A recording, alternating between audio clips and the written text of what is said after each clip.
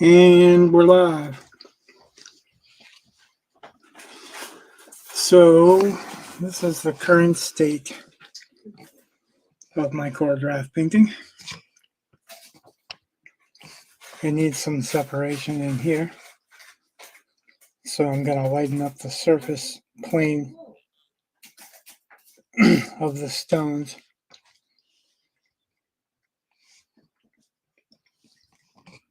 And really it's a matter of darkening step by step everything that's left and then the highlights. So, but I don't know how long any of it's going to be.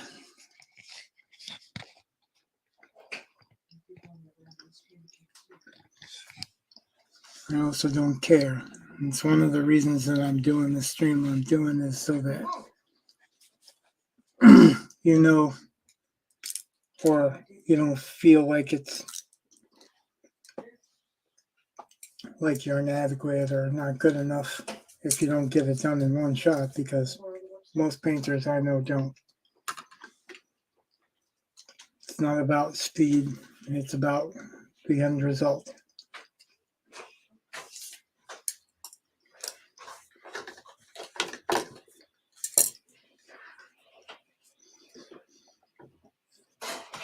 Now these paints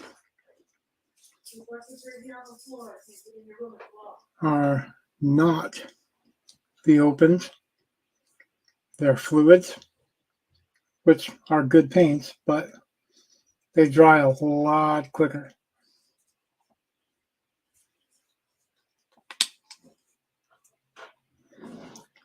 However, I don't have a true black, and though I could mix one up,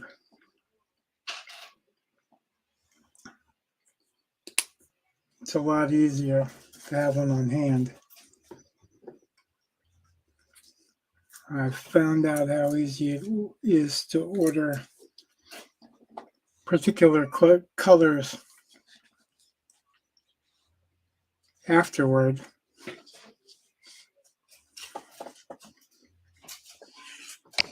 Online. But there's, like, you can't really go to the golden site and order it. It'll take you to other places. But you can go to Amazon. And you can order some separate tubes.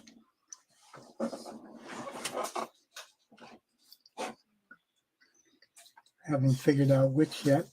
All of them, but some of these you can. Hello, Vincent.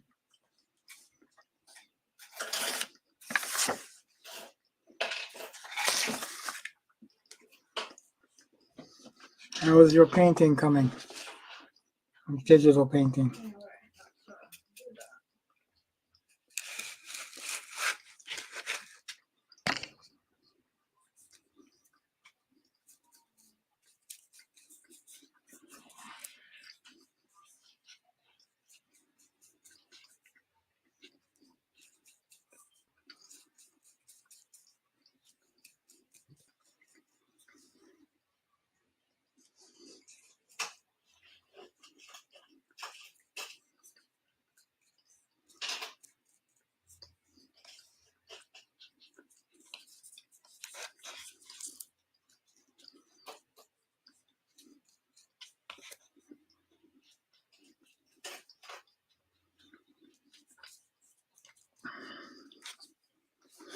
Now what I'm going to do is kind of a dry brush technique. Let's see if that works for me. I'm going to take a piece of paper towel and wipe off most of the excess paint so that I just get patchy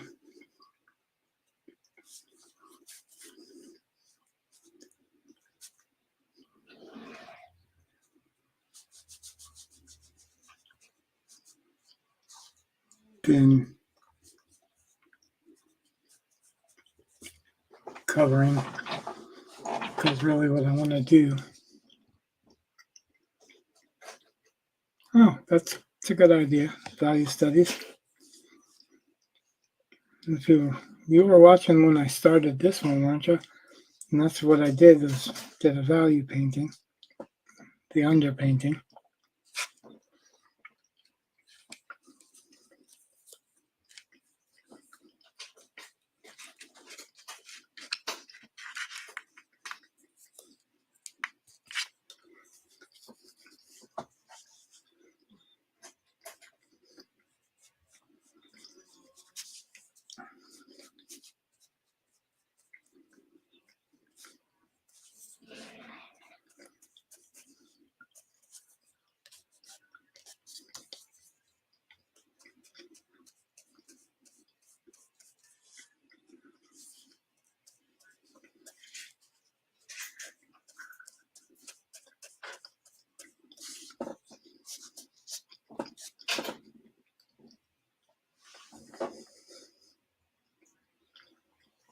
So I'm going to add some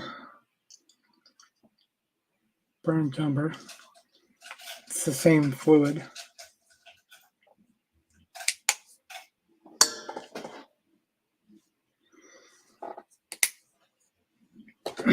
Because this gray is too black and white gray. And I want some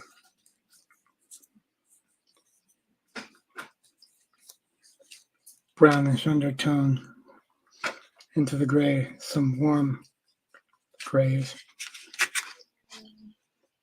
You see? And I'm mixing that brown in there. This is the gray, and then this is the browns with the gray. And then I'm using some whites that are mixed in with grays.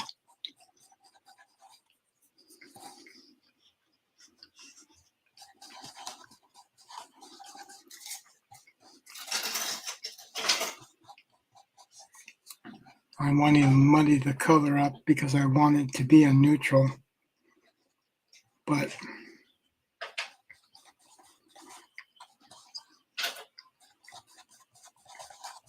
I want it to be very warm. So once I get the right consistency, I'm going to lighten the value.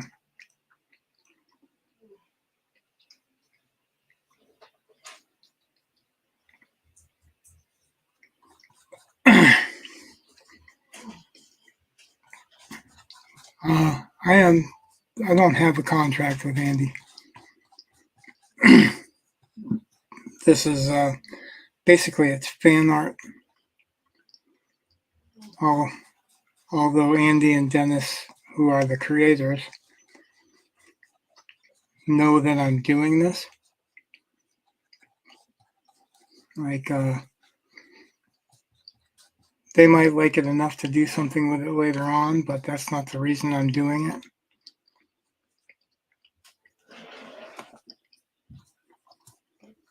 I'm doing it because I enjoy what I'm doing.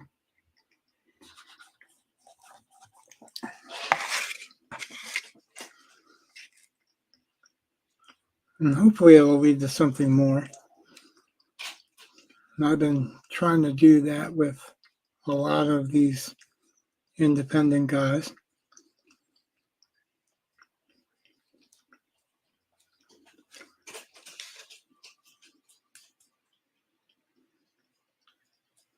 But I'm also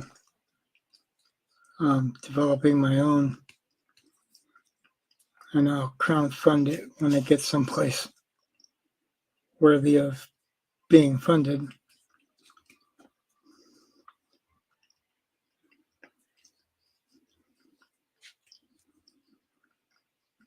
My video yesterday, my live stream yesterday, was kind of doing the layouts for the first page. And it's built on a short story I already wrote, so I'm not expecting to have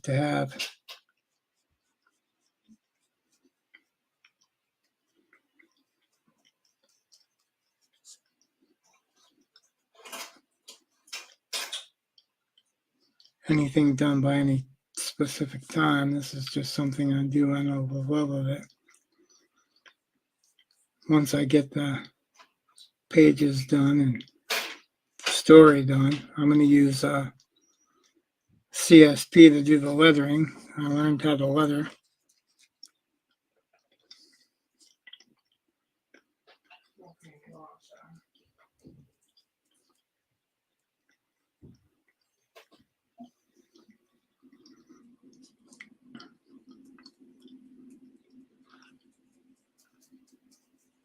All this eventually might lead to something.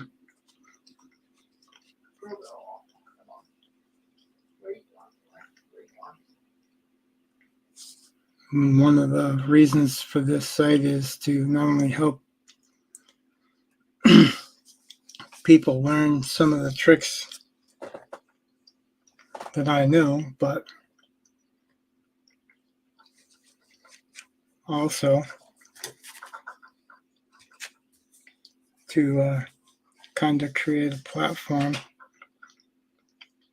for creators who want to share their stuff. But I haven't created a big enough platform for that yet. Still working on it. We are slowly building. I guess so long as we're building, it's all good, right?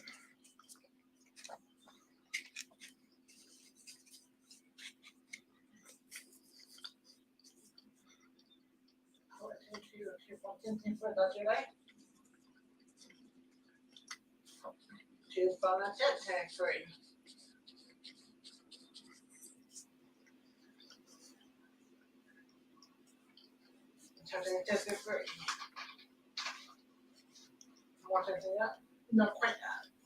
Almost. Not quite yet. Not quite yet. Not quite yet. Almost. 5, 6, 7, 8, 9. I think being independent is much more profitable right now than trying to work for one of the big comic books. The big comic book companies, some of them haven't been paying their artists, some of them have been downsizing. And there's so many artists out there that have more experience that I think it would be very hard to get in nowadays when there's so many proven artists that are waiting in the wings. And it doesn't sound good, I guess, if you're really dreamed of always getting into the big ones. But I think that's the wave of the future right now, is to go independent.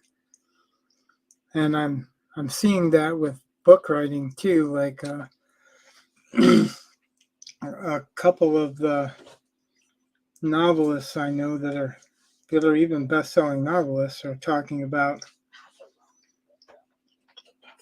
how well they're doing crowdfunding and not having to worry about gatekeepers. So I guess it's kind of catching on some.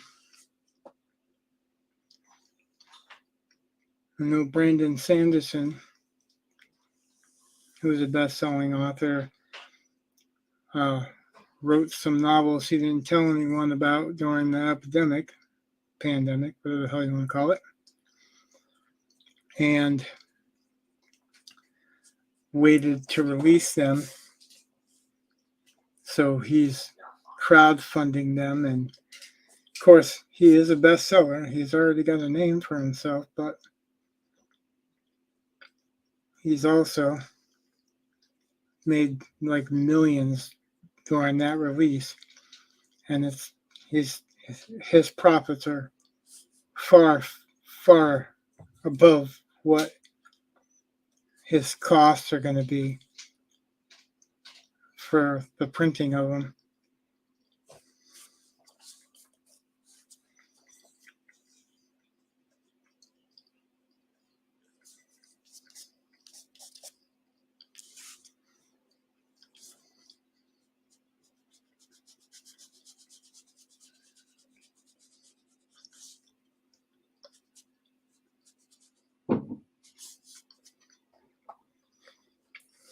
Can you see some textures in that rock that I just did?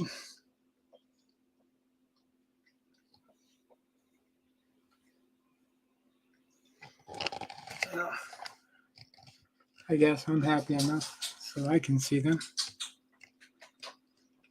I have to keep looking up because I don't know what the camera picks up or doesn't. The angles of the angle of the camera is different than the angle to me.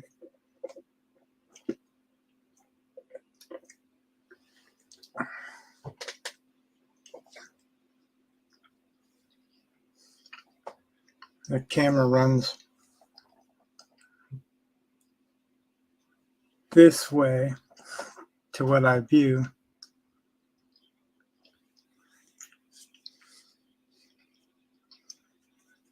Because of the angle that I've got it at.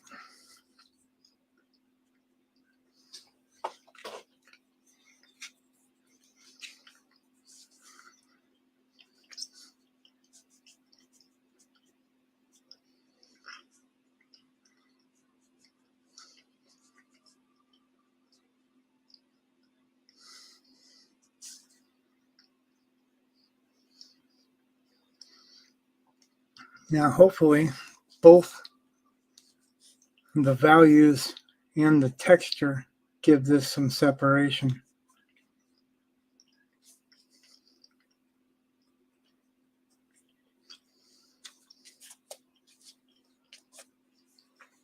I'm not too worried about the tree or the grass or any of that. I can always paint over that.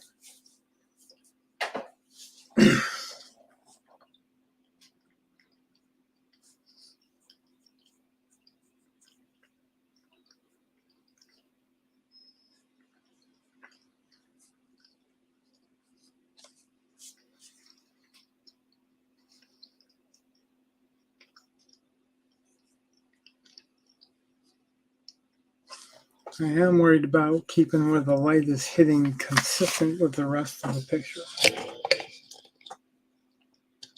So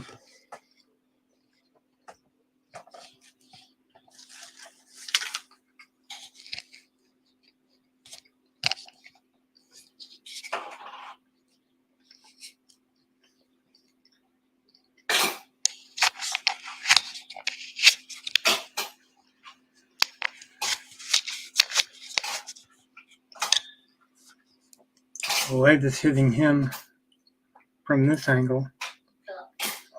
So the light needs to hit the rocks at this angle too.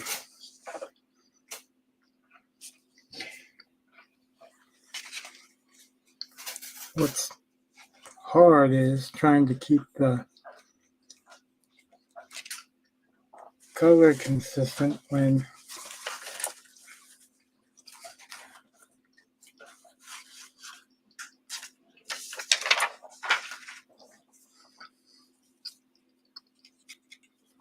it's fast drying. And if I leave it on the brush too thickly, it'll just paint instead of leaving the little textured bumps and stuff that I'm getting out of it. And you can see there's natural skips and jumps, but that's actually kind of what makes the dips and shadows in the surface.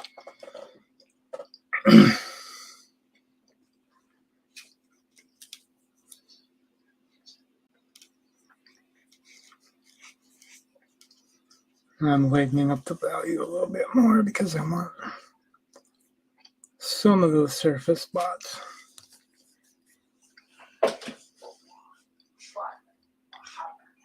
to even be lighter.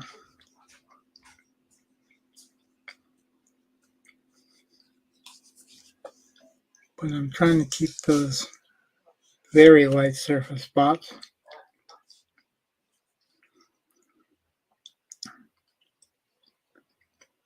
far enough away from the axe blade light spots to give it some contrast. Because contrast is what draws the eye.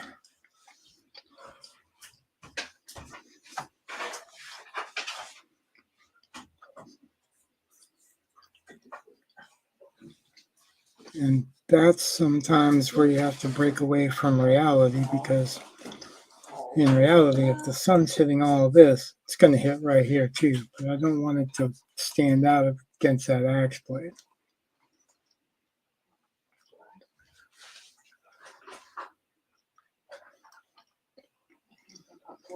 No, the way that Dave broke in is not, I would say, not available anymore. For one thing, a lot of artists don't even go to conventions anymore. For another, Image isn't the same kind of studio it was when Dave broke in. A lot of that now is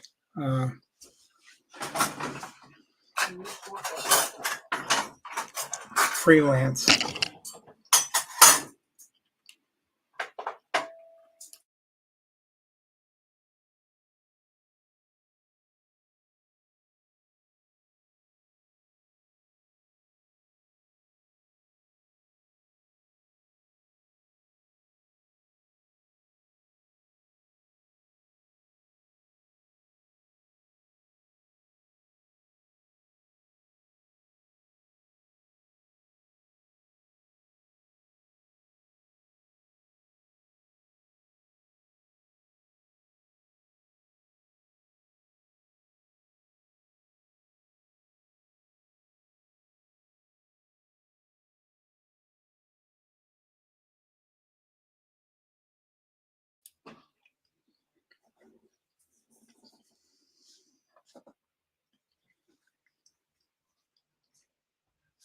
I had to mute for a minute because one of my kids is behind me trying to put the dishes away. So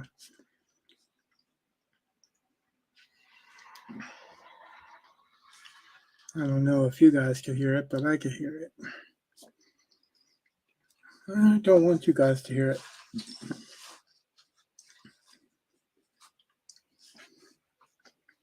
Distracts from the point, right?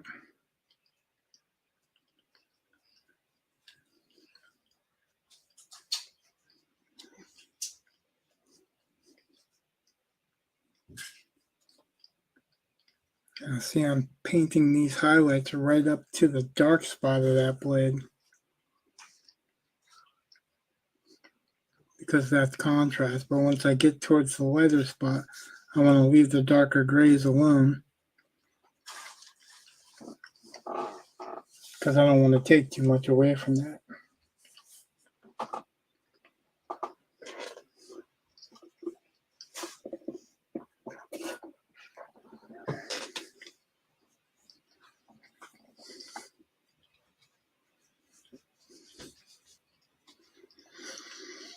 And I'm using a number 4 round, which is one of the mid-size brushes that I have. It's not a fine detail brush, but it's not really supposed to be. I'm just doing enough in the background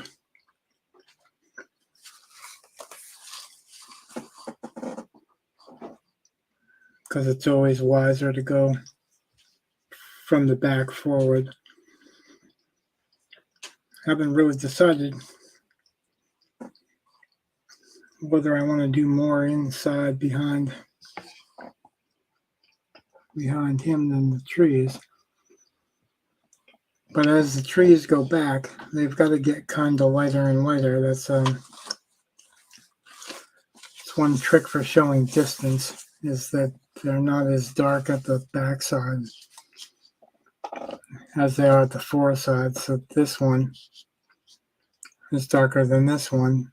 That should be darker than this one.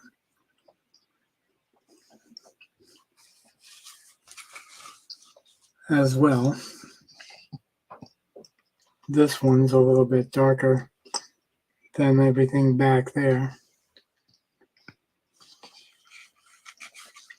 by value, not by hue.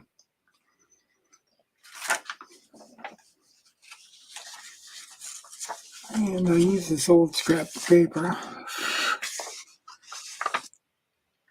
to cover what I just painted so I don't smear it. These are quick drying paints.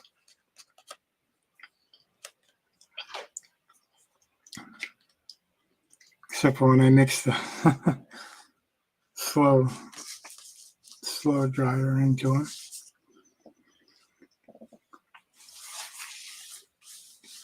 I've been attacking these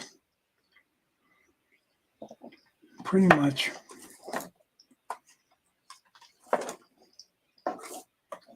little at a time.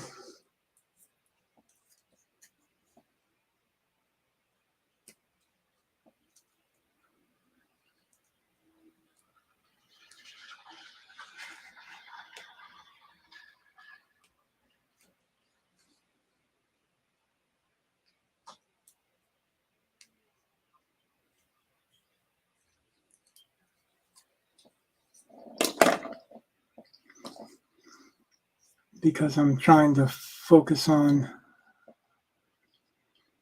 a limited space and a limited amount of color.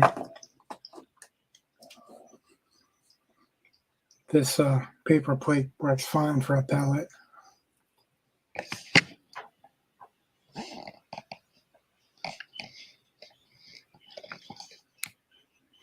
In fact, I know a professional painter or two that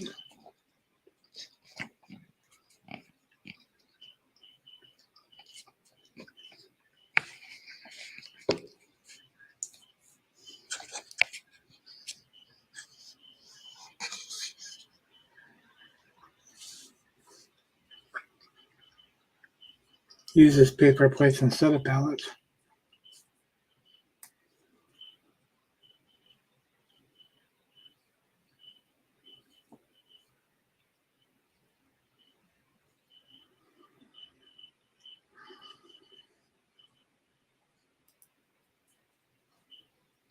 I'm trying to show everybody what I'm using all along. I don't know if this is going to focus well.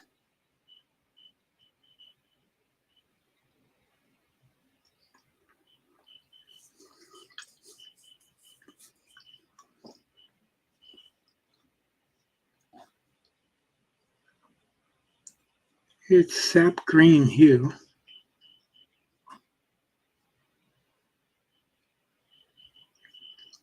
I don't know why it doesn't want to snap into focus. I guess because the painting is right below it.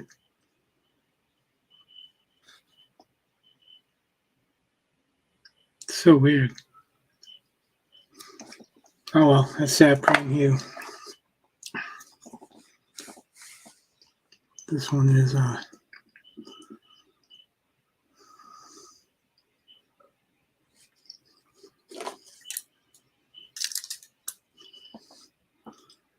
that full red light. It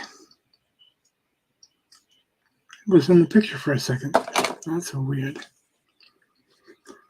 And if you were watching the other videos, mixing that red hue and that sap green hue gives me that brown hue and the swampy hue. Just depends on how much red I mix in and how much of the sap green I mix in. So I'm wrenching the number 4, going to the bigger one, which is the number 6.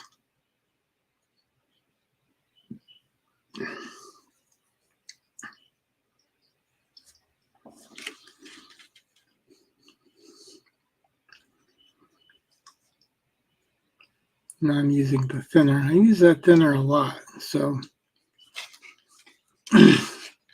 I'm not applying big, huge swaths of color.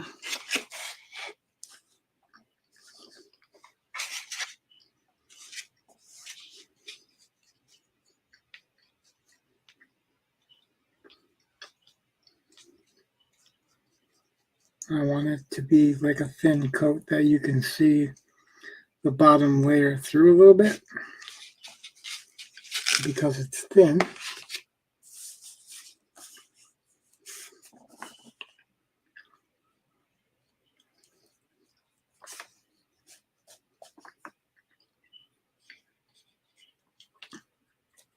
Now I'm just mixing straight thinner into what I've already mixed.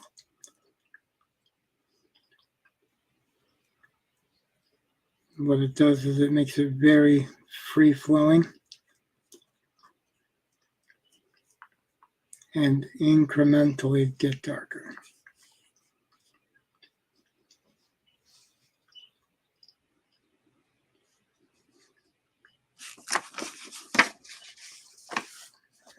And I'm not, you notice I'm not just kind of swiping, I'm kind of dabbing. That's because I get a particular texture when it dries. When I do that, it kind of looks like, not really lichen, but kind of a mossy look. And I don't know why, but I think this guy needs mossy, mossy surroundings.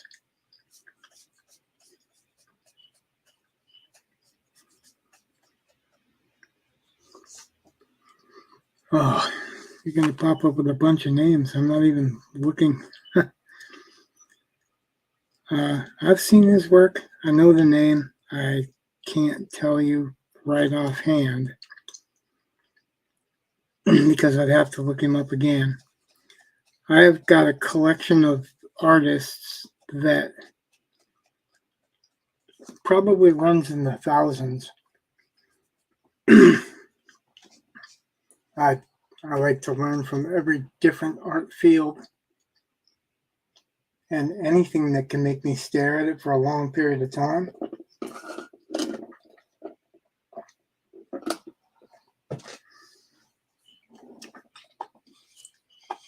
holds my attention. So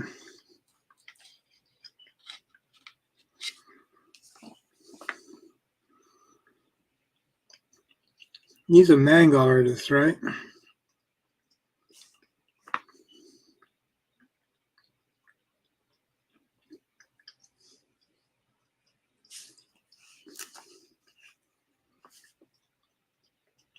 Or am I confusing him?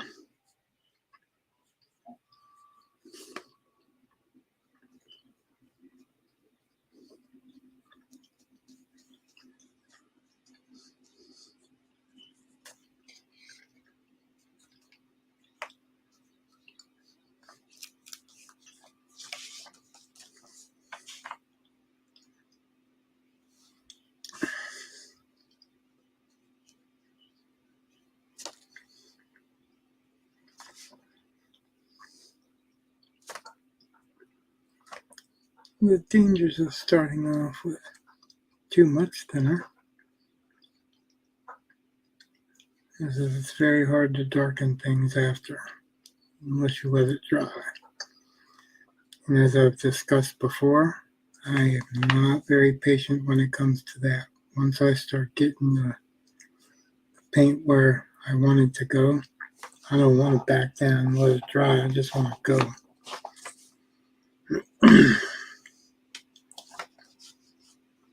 Concept artists. Oh yeah, okay. Yeah, I'm not big into games. I know a couple of concept artist names. Now that I think about it and you mentioned it, Marco Bucci just announced on Twitter that he's now going to be going back to streaming, doing videos. He had to cut it out for a while because he had to be a single parent for a little while. I don't know if his wife was pregnant or if she got a different job or something else like that, or maybe he was just working so much he didn't have any spare time. But he's probably the main concept artist I pay attention to. He uses a lot of real, true art theory. He learned it the hard way. And he explains it very well and very easily. I think he's kind of a natural teacher, which is great. That's world needs more of them.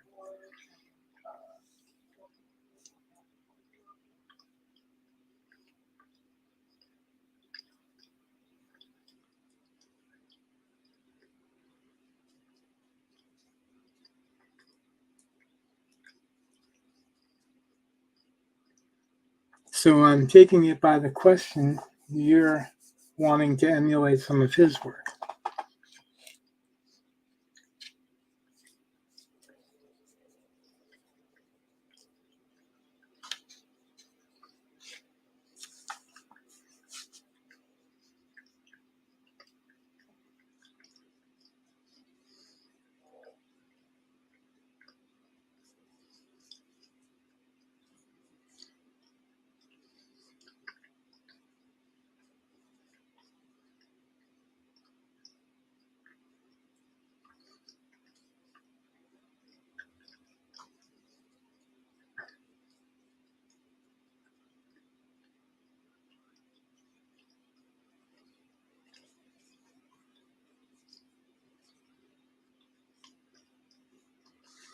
I'm not closed-minded to other artists, by the way.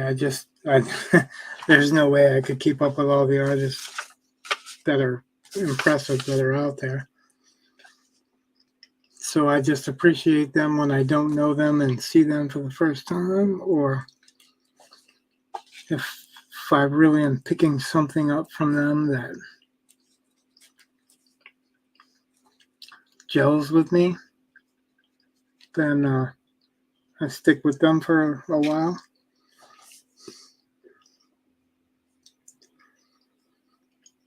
I don't think that you should marry yourself to one artist for instruction. I mean, I guess you obviously could. There are those that have. John Zumbo is a heavy influence for a lot of folks. Jack Kirby is.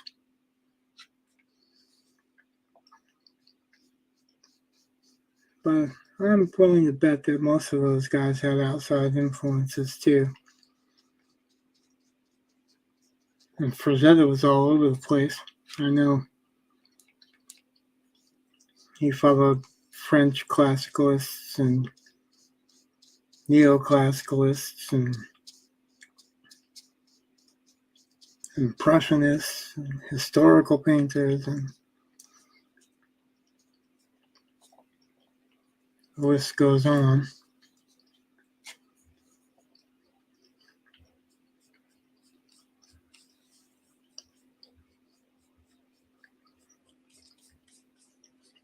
But the trick is not to try to copy them, not try to be them. Be yourself with what you learn from them or what you pick up from observing or studying, but apply it to your own style, I guess you would say.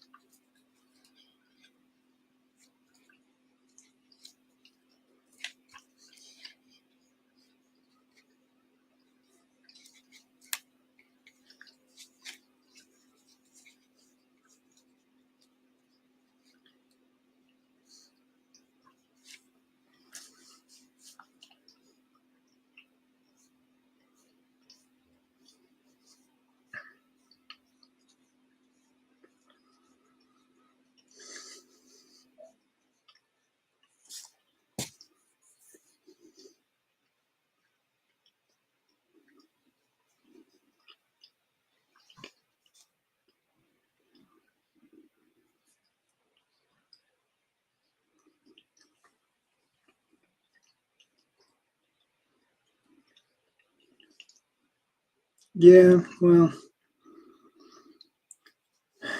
publishers are different nowadays.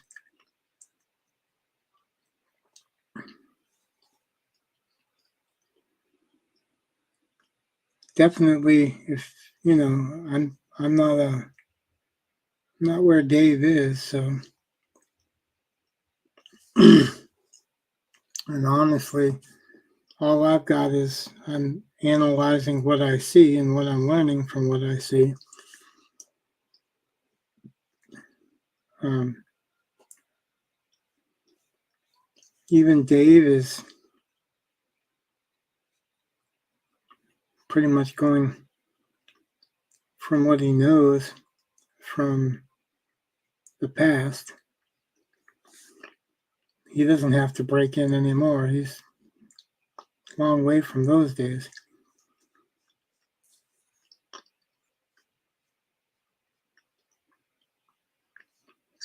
I see all the time that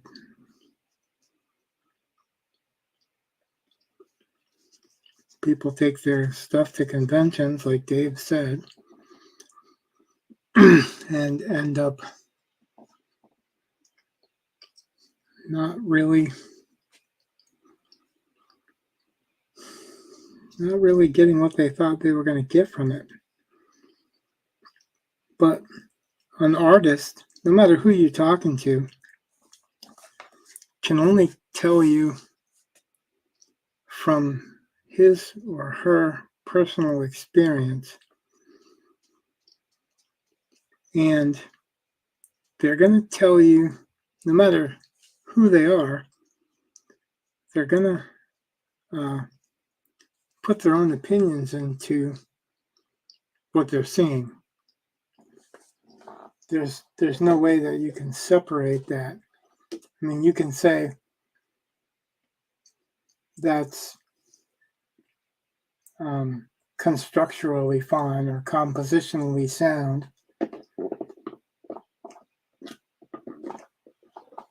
but invariably those artists are going to give you advice on shadowing or how they would represent something, and we often go, oh yeah, this is the guy, so I'm going to just do what he says.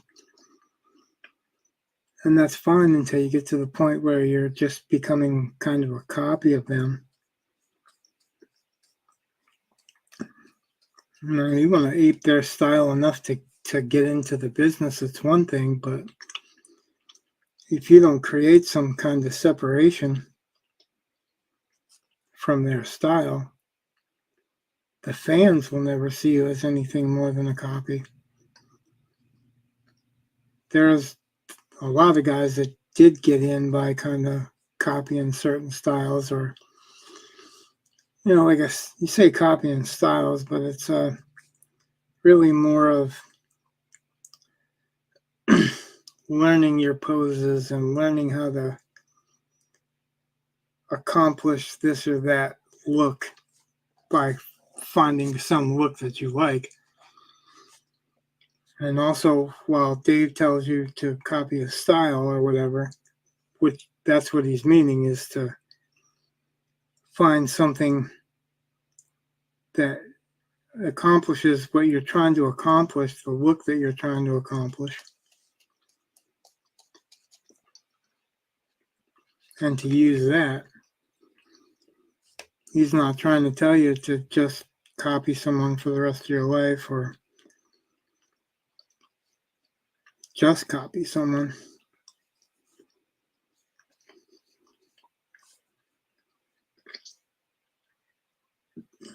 His work doesn't look like Alan Davis's. As much as he likes Alan Davis, it doesn't look like it. And I'm glad it doesn't, because I really love Dave's work. And if it looked like Alan Davis's, I like Alan Davis's work, but not like I like Dave's work.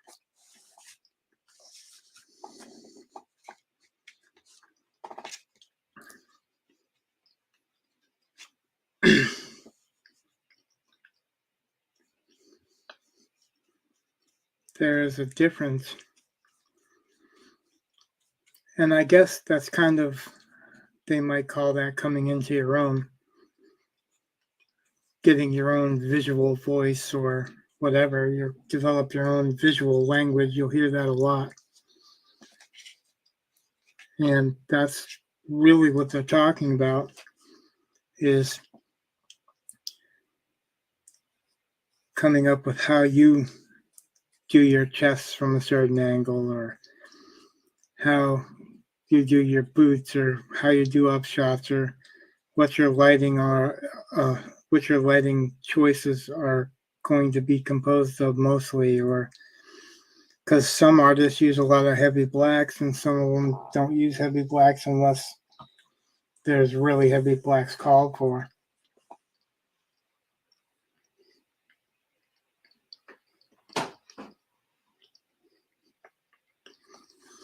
No, your work shouldn't be the same as Dave's anyway, because like I said, that's a copy. You look at like Jay Fabak, I don't know how you pronounce it, but you know who I'm talking about.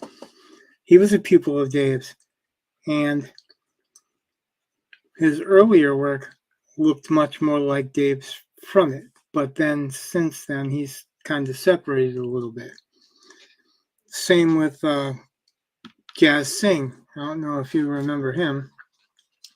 He was working on Dragon Rage with Jimmy Reyes because,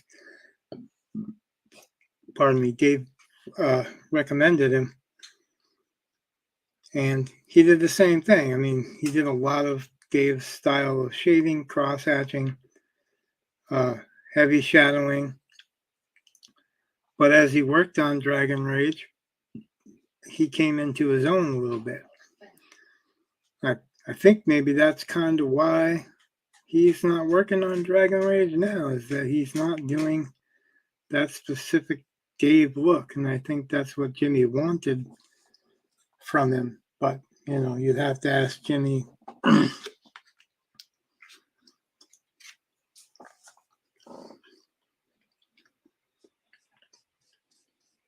For me, I love so many different artists, and almost all of them have some type of different style. What I've begun to realize most of late is that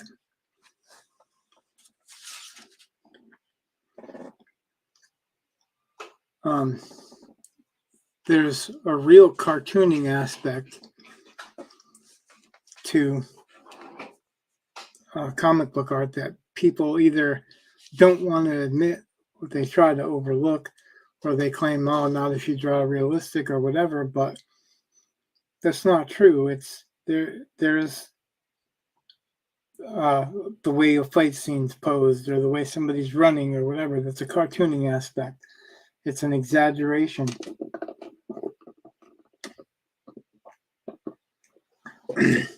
Fist fights in real life don't extend full body.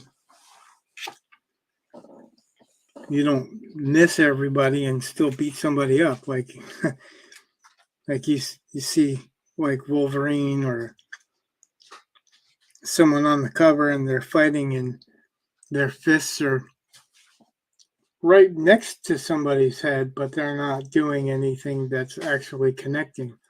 But they look like they're fighting, or they look like, if you look closer, that they're woven together.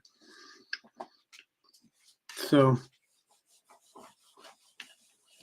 the thing is that if you ignore or try to ignore the cartooning aspect, you'll miss a lot of it.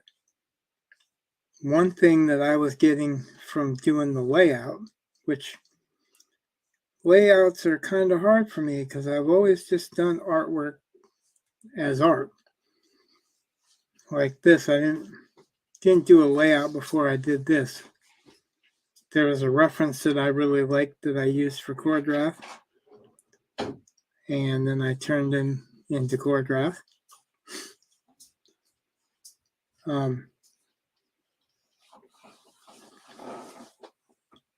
But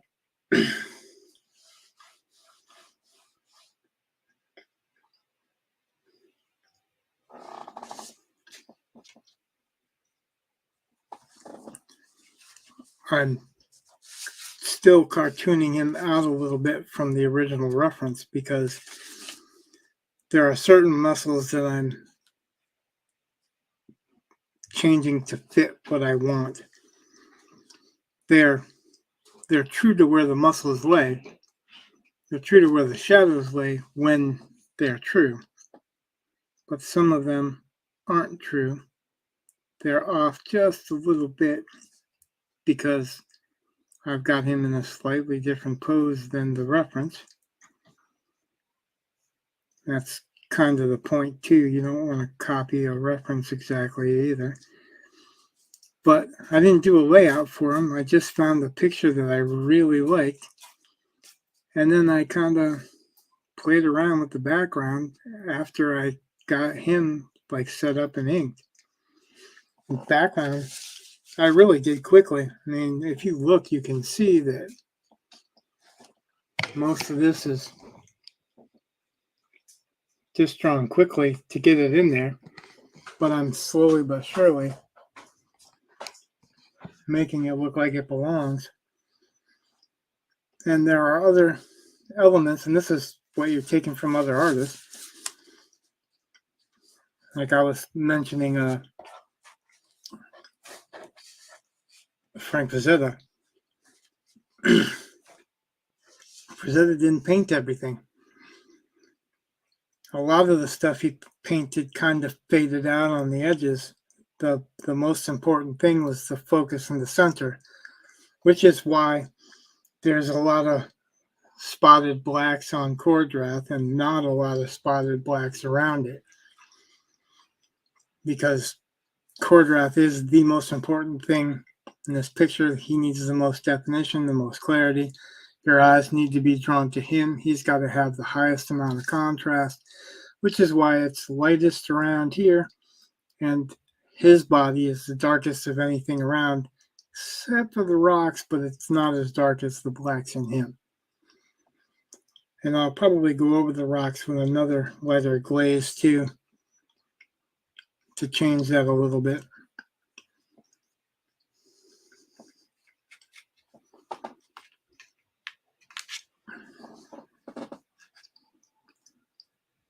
But yeah, the objective is to create your own style and to employ the aspects of cartooning as much as you can into the picture. And what I mean by that is you've heard, and we've talked about it in the server, about using body expressions and facial expressions. That's storytelling techniques, and specifically that's cartooning. It's exaggerated storytelling techniques. His facial expression, his anger, that's exaggerated, not just a regular angry face. His flex, that's an exaggerated flex. And that's what cartooning is about, is exaggerating to tell a story. The level of exaggerating, or how you choose to exaggerate, I think that's what makes the real difference in that. But I also think that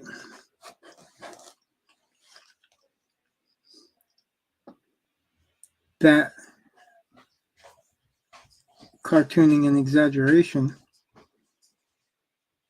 can be employed in any type of art to get a desired effect. I think that's what really made Frazetta so great, is that he realized early on that it's the effect that makes the art. It's the control over where you put the eyes and where you put the emotions. And emotions you can put in with color, you can put in with contrast, and contrast can be black and white, can be hard and soft, can be circle and triangle.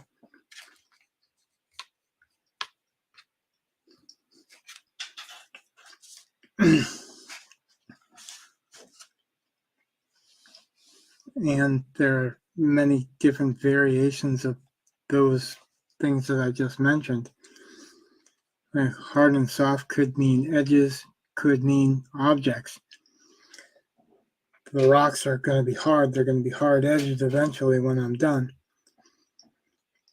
The trees are a little bit more soft. The grass is a little bit more soft. So I'm not as worried about getting that as clean. And as far as the storytelling goes, this stuff all disappears. I've just got some hints of blades of grass down back there, and here they're painted in.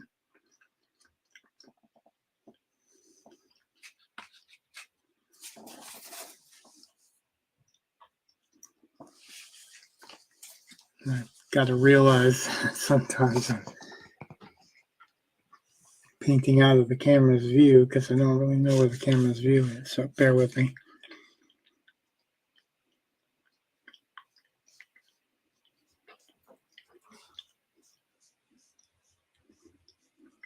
And sometimes the tool is too big for the job. This is getting to be the case with this.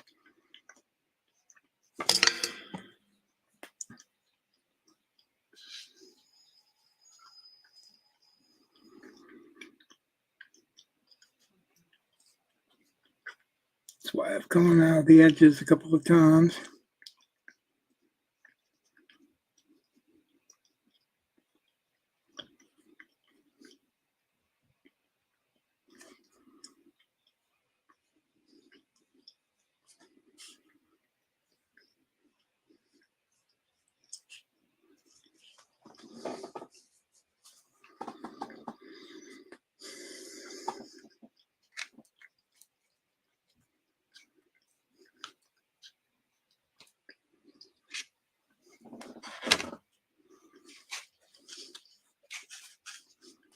And then after I do this tree, I'm going to have to come down and do this tree again to darken it up so that it's not as dark as this one.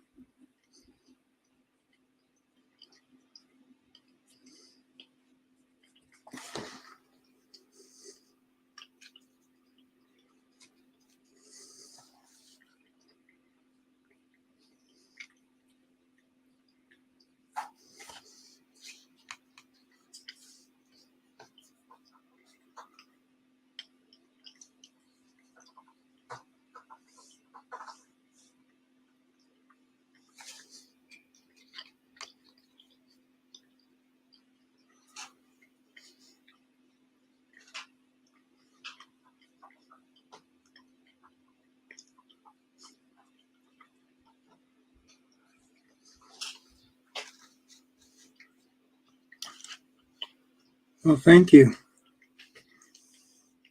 Can't wait to see it when it's done myself. I'm trying to do as much of it on video so that anyone that's seeing it, like you're seeing it, you can have some confidence in knowing that it's not going to take just once over and then all of a sudden it's done. I suppose I could have done the watercolor method and done just that, but I like the textures I get in layers.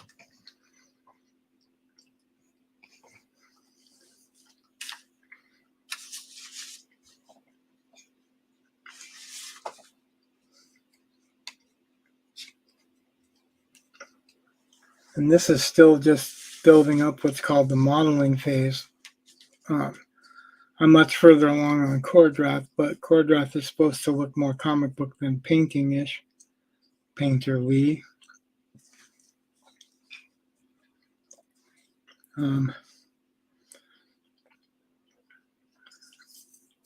the end, I want to have some highlights where the sun's breaking through the leaves and stuff like that. Just a little bit. I kind of want that foggy look in the background, just not sure how dark I want it. Normally, it's best to go from back to front. So go from the furthest back in the painting, all this lighter stuff, to the foreground where it's darker, cleaner stuff. Because that way you're painting over stuff and not having to worry about, well, you're painting over the background and it'll look right, not having to worry about touching up the foreground where you're crossing over it.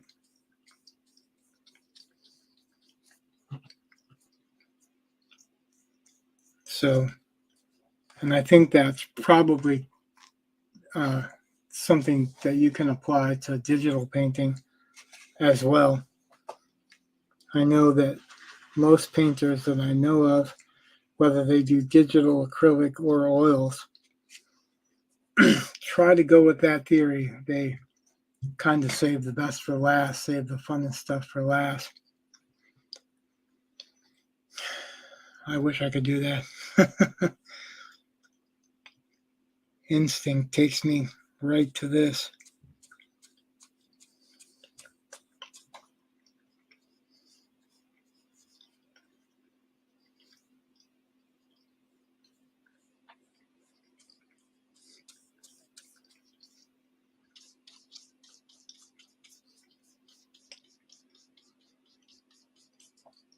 And you can also put complementary colors, like you can put a hint of red in here,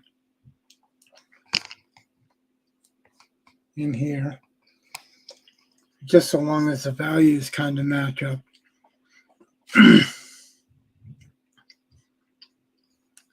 Because so long as you get the values right, pretty much get the whole thing right. It's believable.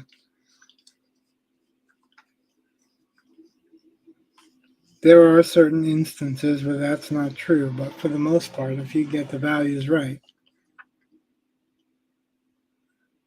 it's believable. I'm pretty sure you've seen movie posters that go from red to orange to yellow to pinks or whatever. They're like the same face or something like that. And if not, now you'll see them because I mentioned it, but the reason that they work is because the values are all right.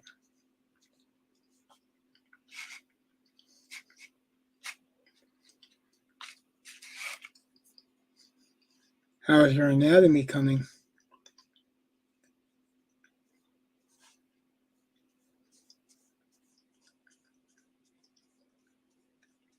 I know I've seen much improvement in that since you started coming to the server.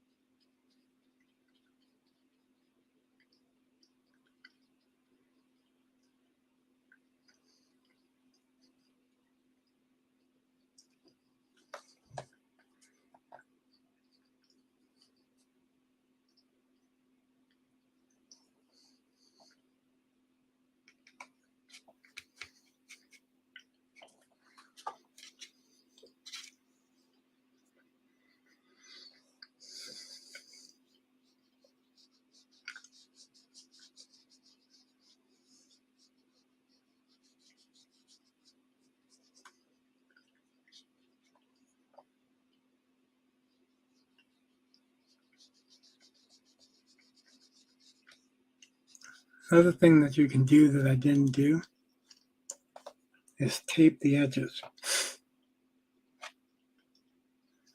I didn't because I find a lot of times when I peel that tape off, it rips up the edges. So I kind of try to avoid that, but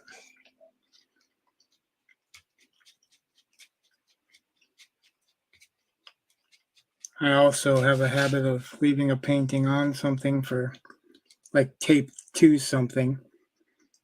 Like I have a fairly big drawing board.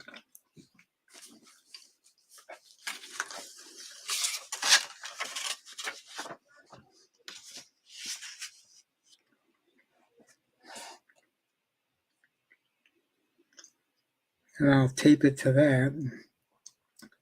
Leave it for a long time, so I only work on it a little bit at a time. I'm motivated to do this because Andy's drawing the comic really, really fast, and I want to get this done before he gets the comic done.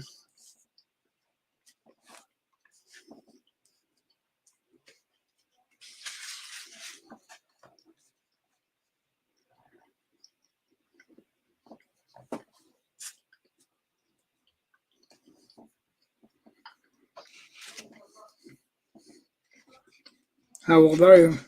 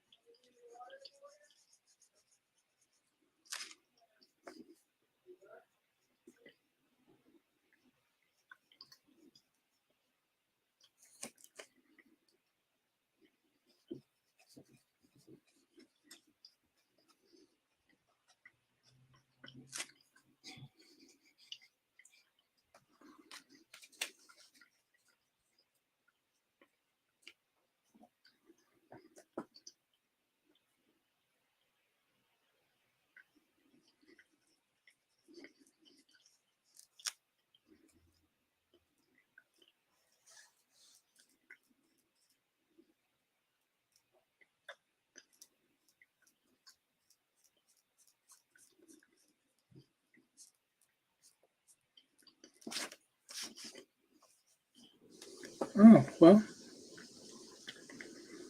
I guess I didn't realize that. So you're quite a ways for just starting to take it seriously at your age.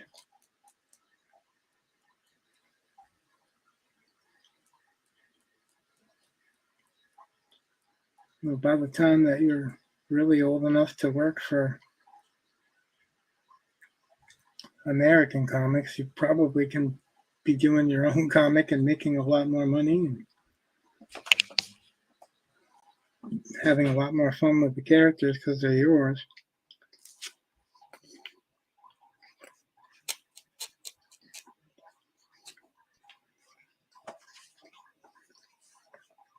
When I was your age, I didn't have any of these resources that you have at your hand.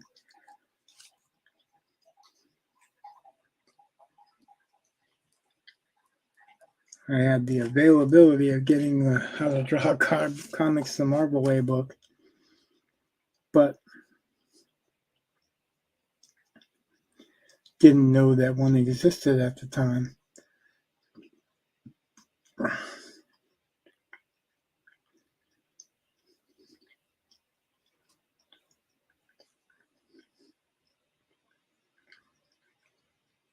So it's probably hard for you to concentrate on reading and picking up the tips and tricks that most of the professionals that have written books offer. Because sometimes it's just really hard to absorb stuff unless you're a natural reader. I'm a natural reader, but reading how-to stuff is always harder for me than reading fiction.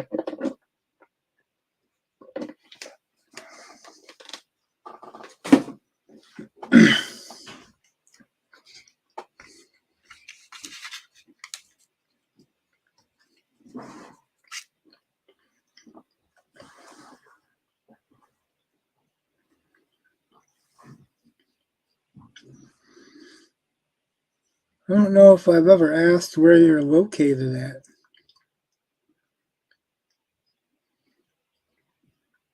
I might have. As I get older, my memory gets more like Swiss cheese.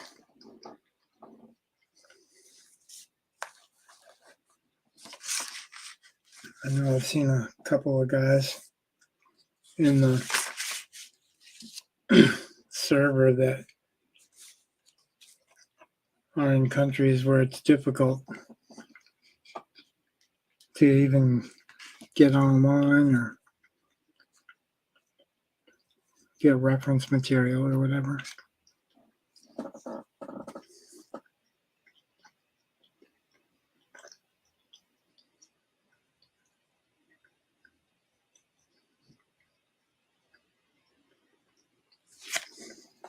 Yeah. Keep sticking to the picture and pulling it away. I'm actually working over here on this tree. And I'll go to this tree and then I'll do some of the filler stuff down here.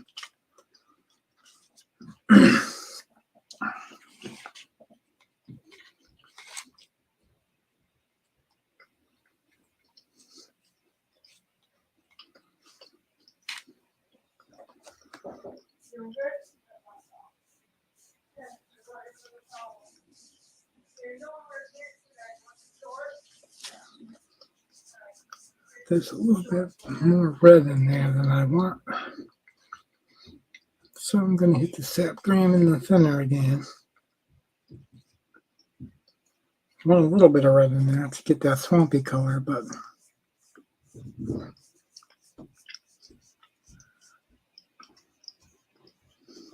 it was leaning towards the brown again.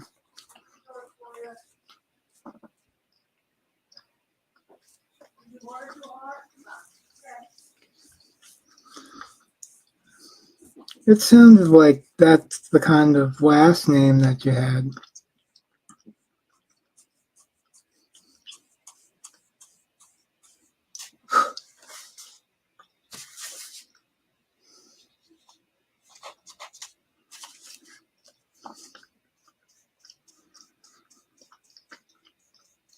But these days, you can't make any guesses without getting someone offended.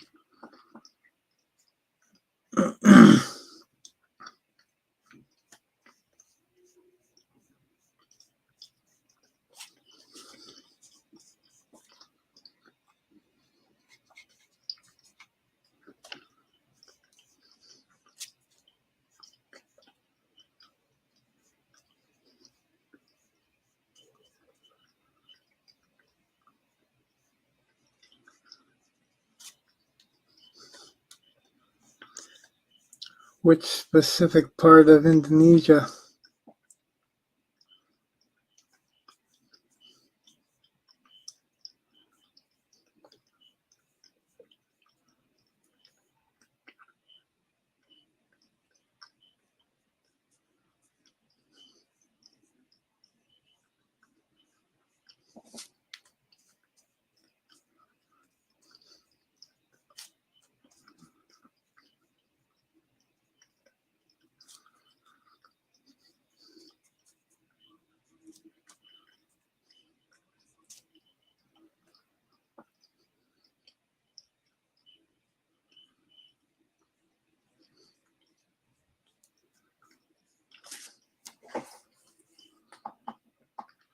Okay, going to a smaller brush.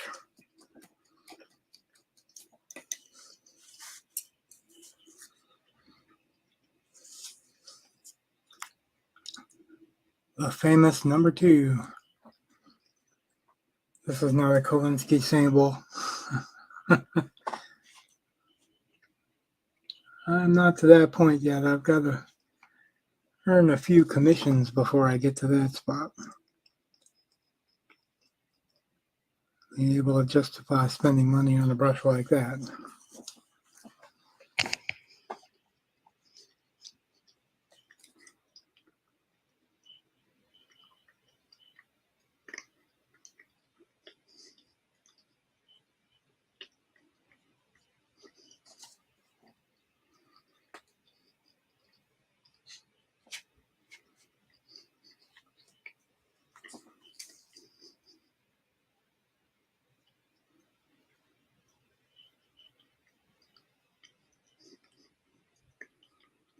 These are kind of middle of the road brushes. They're not cheap brushes by any means, but not the most expensive of the lot either.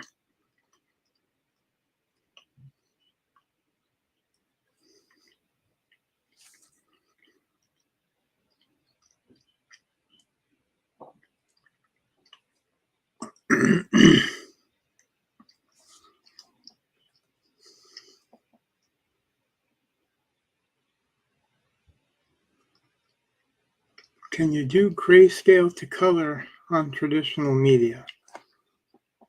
Yes, you can. I guess I'm not quite sure what you're asking. Do you know what a grisaille is?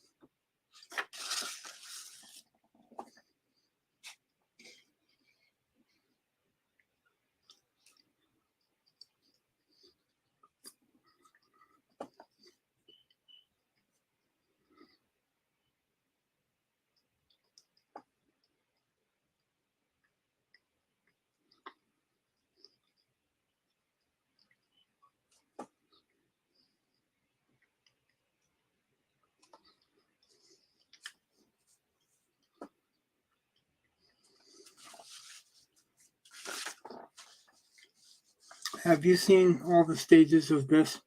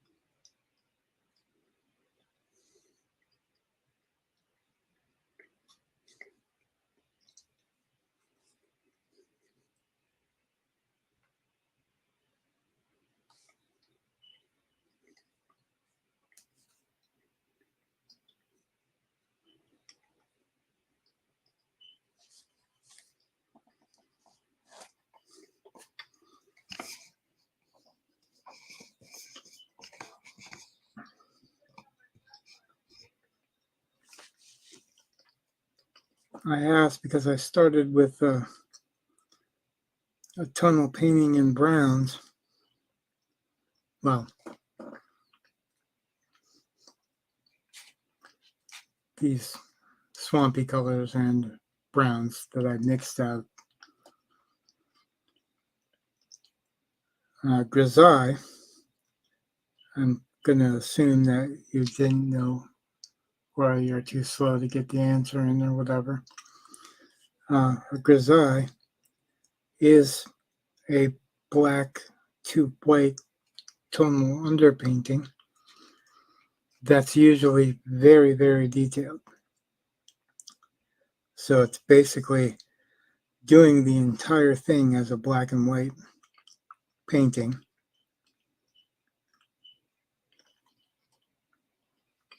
And then coming back into it, over it with color.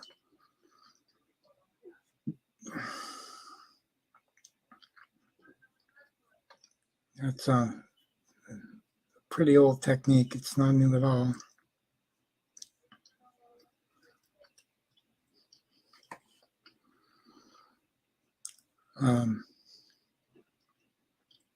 I did a cyber frog.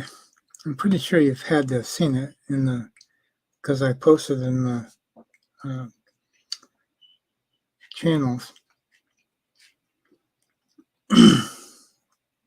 and it's all grayscale. Matter of fact, it's exhaustive grayscale. And we've been discussing whether or not Copics, because they're alcohol markers, can get colored over by acrylics, which is what I'm doing now.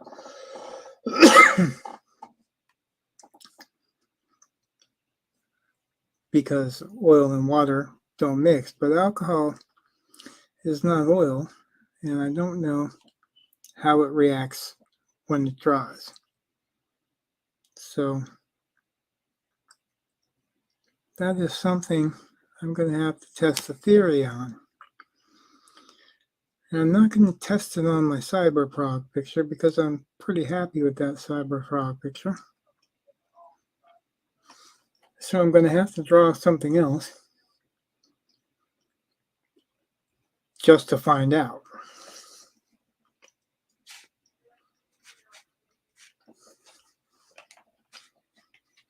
Because I'm pretty curious to know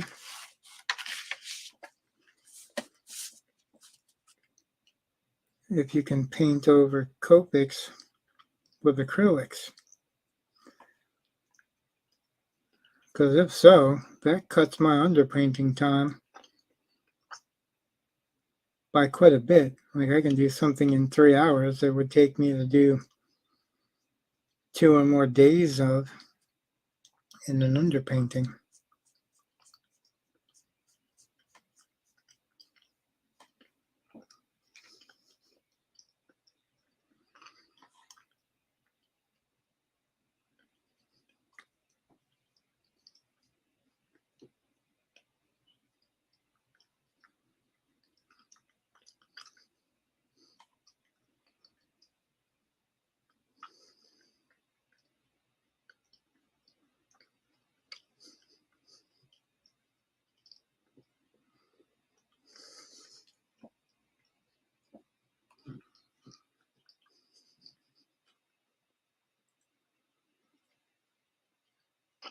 Is that what you're talking about with traditional media, going from grayscale to color?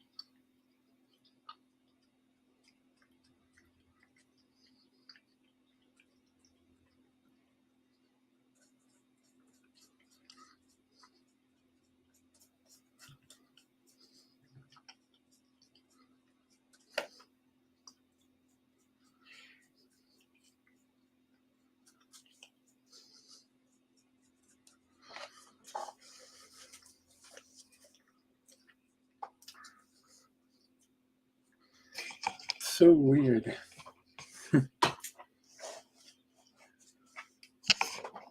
Getting some texture in that bark. And some of this texture. It's painterly texture, but texture. And the overall, the light shining on it, really shining directly on it, really kind of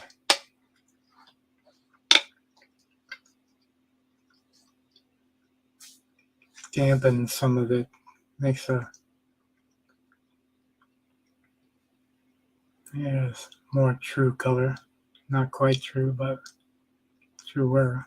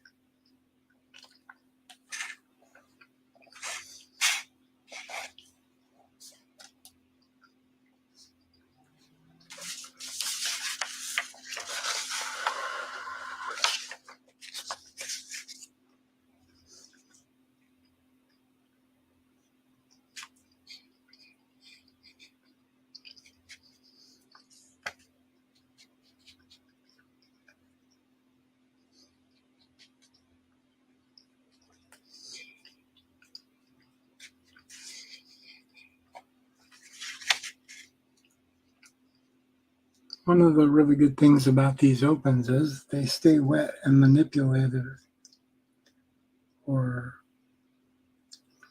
able to be manipulated for quite a while.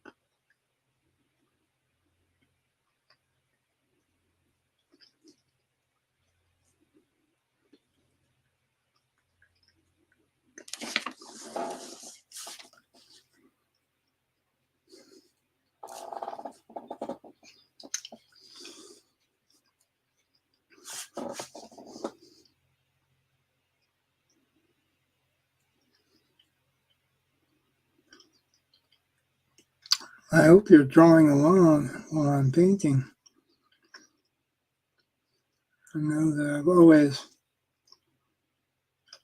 done some of my best work when I'm in the presence of another artist or watching another artist work.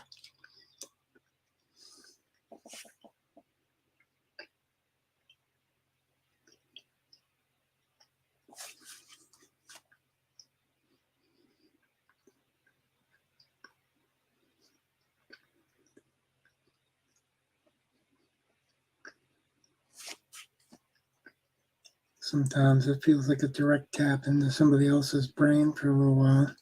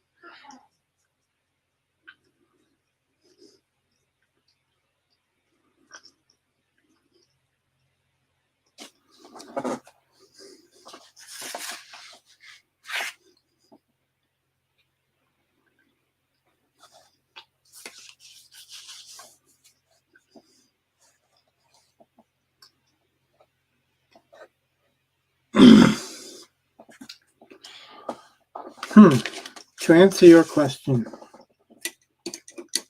and take a break from this and let it dry for a minute. I think there's some validity to what tools you use will have a better result. But I don't think the tools limit the artist. Does that make sense?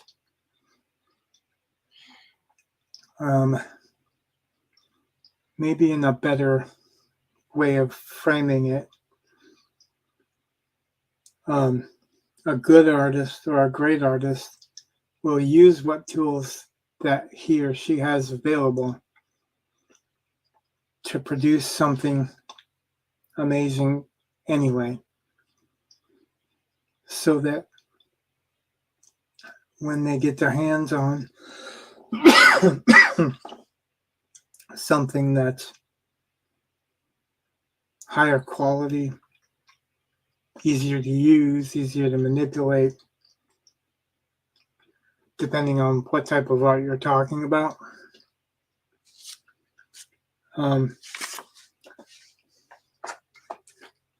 I think it can only get better. So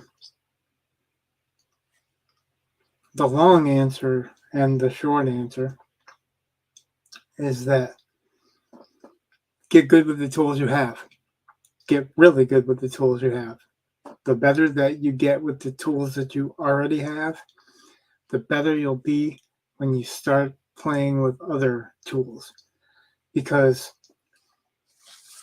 the tools don't limit the artist limits the artist. However, that being said, this is watercolor paper.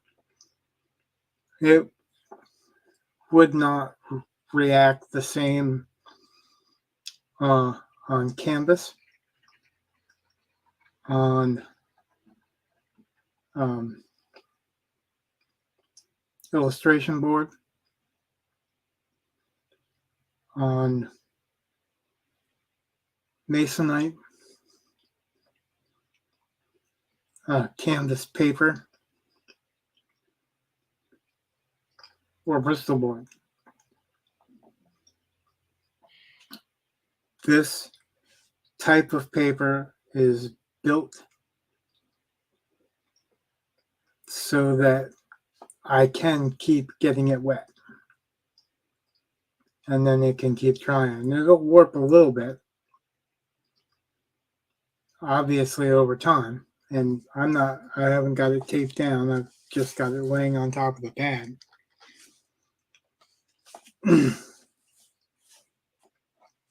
Some artists swear by cold press. Some swear by hot press when it comes to watercolor paper or illustration board. As far as I'm concerned, for illustration board, I haven't noticed a huge difference. Although to be fair, I've only ventured so far into the illustration boards. But as long as I'm gessoing it or you're gessoing it, it's going to treat it like a piece of masonite or a piece of canvas, except for the fact that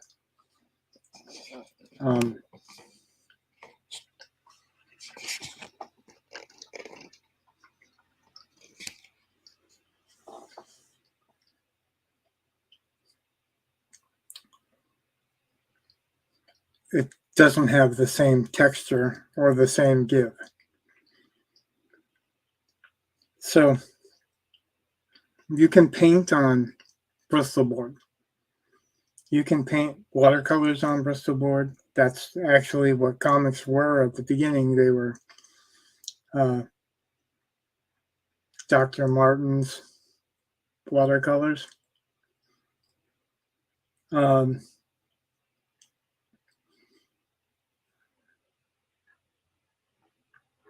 You can paint with acrylics on them.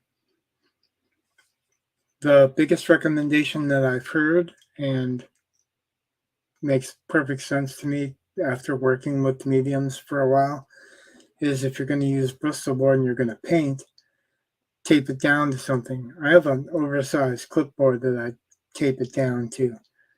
And it basically works like a drawing desk. I carry it around anywhere and sit on the couch and paint, or sit at my desk and paint, or sit. I've got a table, so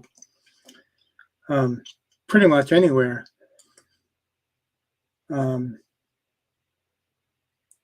The tools. I don't think paper is a tool. I think that's a medium. There are different weights of paper, different thicknesses of paper, different, even when it comes to watercolor papers, there are different thickness and weights to papers.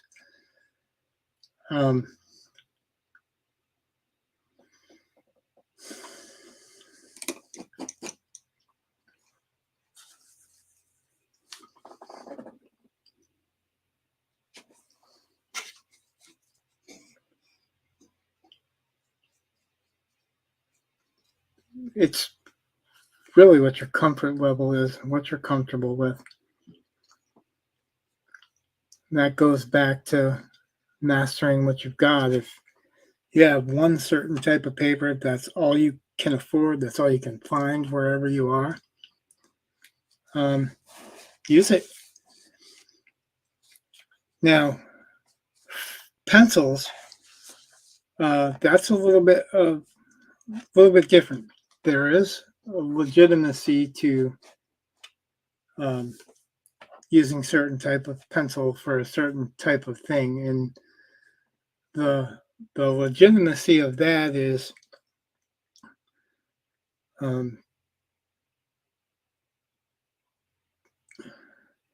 like a 2B pencil is a very soft lead, and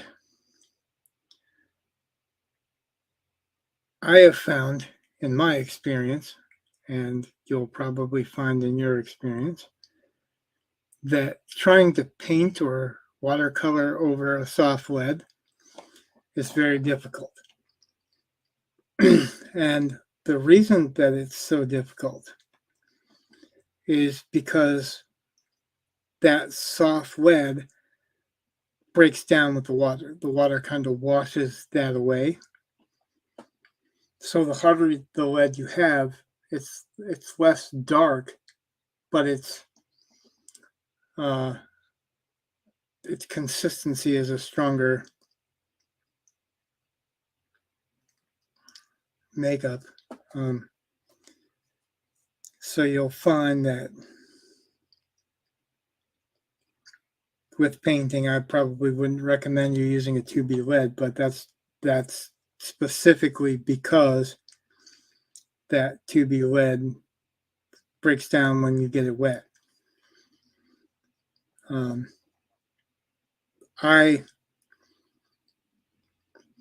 I use, for a lot of it, I use the HBs that Dave recommended, but those, even though they're hard lines and they stick around, they really draw soft and light for me sometimes. So I don't use them all the time. Regular HB, I don't have to have an HB3 or whatever. I just a regular HP is HB, not P, is enough, a hard enough lead where it's not going to wash away. And that's really the main concern is you don't want it to wash away when you're drawing.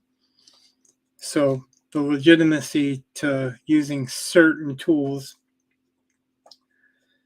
is because certain tools have a reason. And like I said, that's the 2B pencils are very soft leads. They're great for just drawing if you want to draw. If you want to ink over them, it's the same thing as painting. So it's the difference is when you ink over a 2B lead, especially with the Fudenosakis or whatever, Fudenosukis, the Tombos, they kind of get gummed up in the tips from that loose lead. So that's the legitimacy of only using certain kinds of tools. But that said, like Ryan Benjamin was talking on Dave's stream, that he draws with a 2B. That's what his pencil of choice is. That's what he's comfortable with. I'm sure he pays a cost for it when it comes to inking. But I also see that he's not as detailed of a penciler when he's inking. So he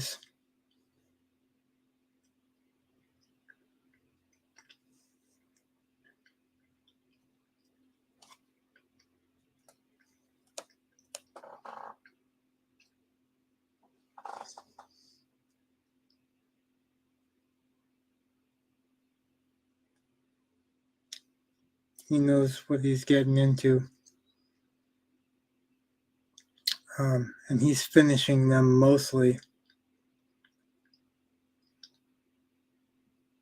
over roughs. I can't say as I want to try to finish something over somebody's 2B pencil lead rough, so that's I've worked over 2B and that's difficult for me. So, but your mileage may vary. Like somebody, Brian Benjamin is is the perfect example. He uses them. He's comfortable with them. That's what he wants to use. That's fine. That's not what I would use. But I'm not comfortable with them, and I don't feel like trying to work against the breaking down of the pencil. Like for him, it's not that big of a deal if the pencil breaks down or gums up or whatever. He's probably just got another one on hand. Or he knows what the pencil markings meant and he's not overly worried about losing it. Well, it just depends on how tight you want of control. The tighter that you want to control it,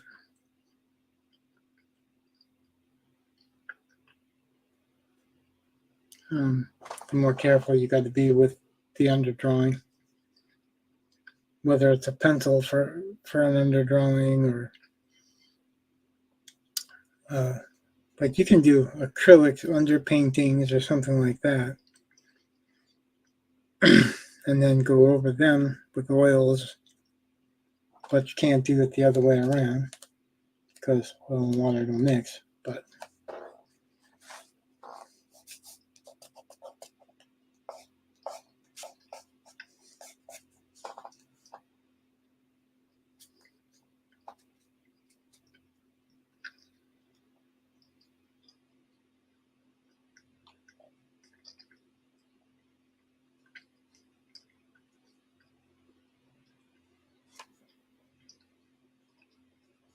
ultimately, it's the artist and what they control the best and what they use to the best effect, right? All that was a long-winded explanation for that, right? The long and the short of it.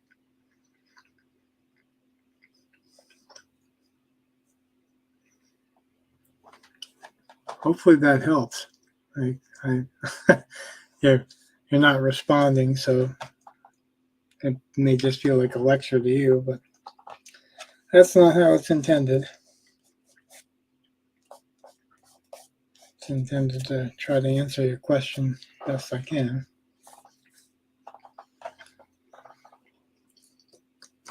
And I think that's 2 hours I've spent just bulking up the backgrounds and adding textures to the rocks. And I think I might maybe darken up the wood a little bit on the axe with yet another brush. And then I'm probably going to call it quits. I've wasted a lot of paint tonight. The brown and the black that I used specifically dry very fast. So if if I don't mix them with a slow drying agent.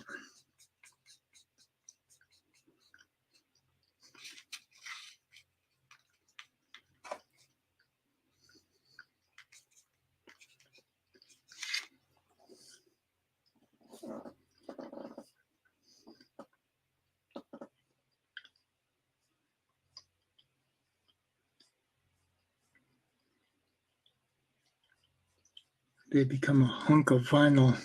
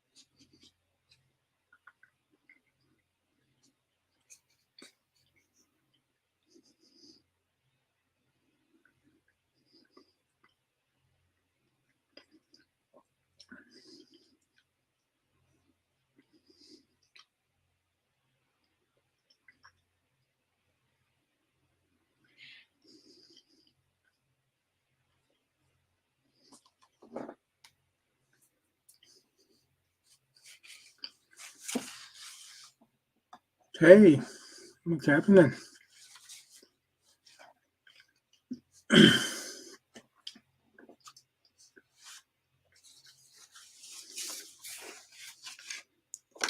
Yeah, this was supposed to be another just kind of quick pop on, pop off stream.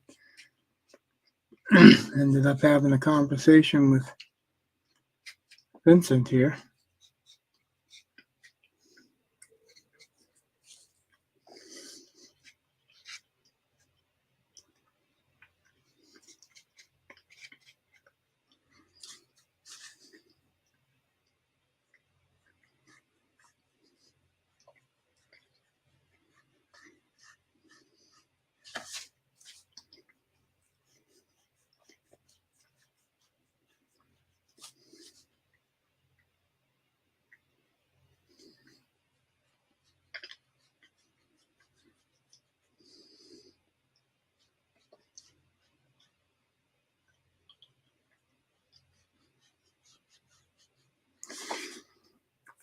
Thought Chad was going to pop on too, because I let him know ahead of time.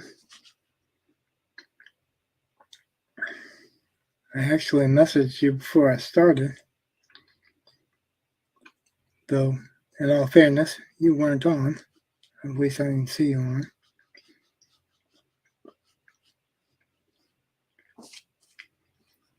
I actually started streaming a little bit earlier lately because I knew that you aren't staying up that late anymore.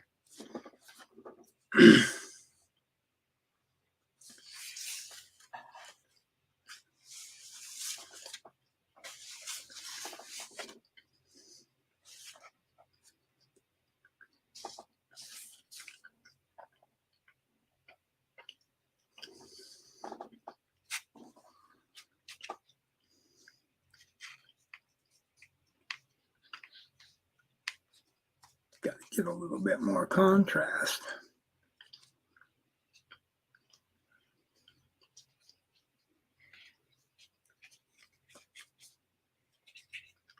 Create some fake contrast, actually.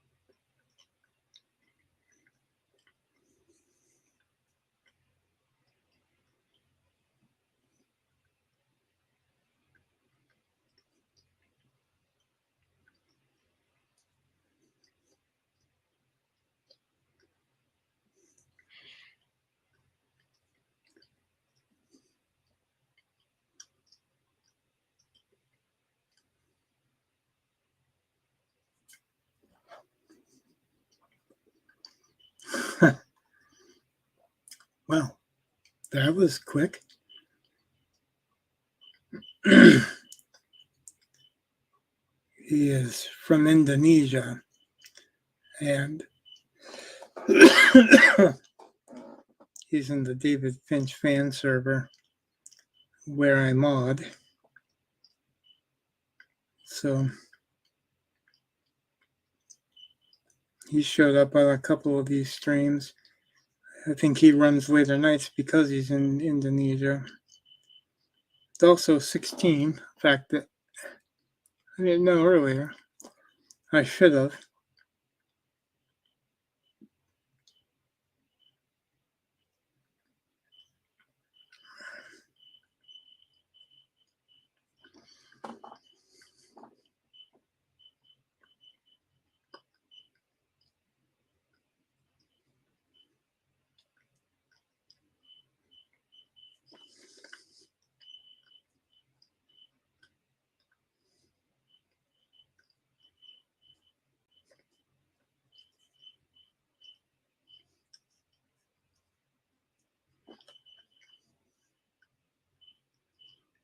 Right. There were two for a long time. I was just telling him that I was going to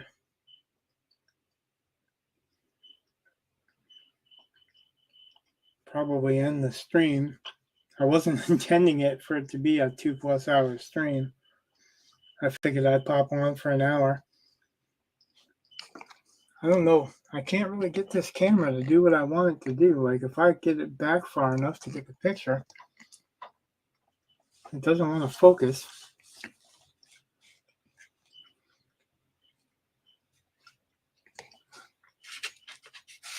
The picture right now, as it goes straight in under the lens, is literally at a 45 angle, 45 degree angle for me. This top hand, that's the angle. This is how I'm looking at it. So,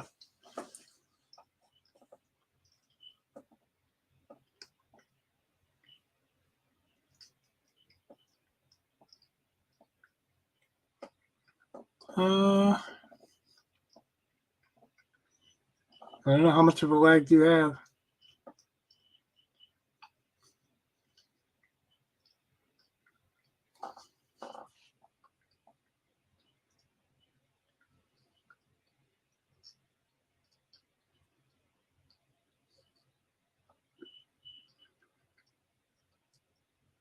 I think I'm going to end up having to make that axe blade even lighter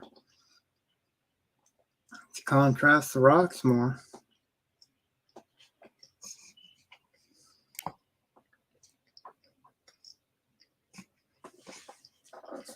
These should be kind of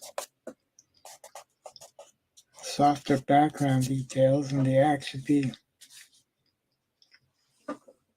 clear and stand out, but you're kind of losing this to that background. So I'm not really sure how to address that. Make that whole bottom part of the blade darker. I guess that would work.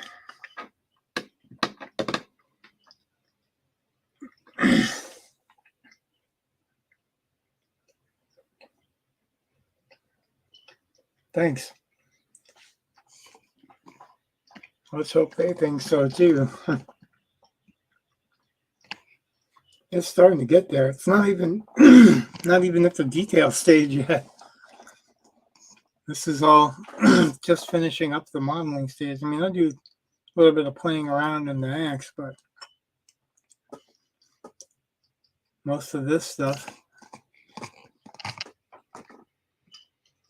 it's still not quite there yet. I want to blend this down a little bit.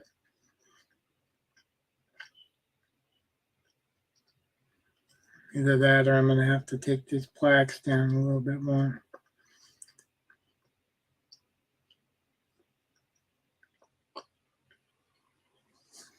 I don't know, I guess I'll figure it out later.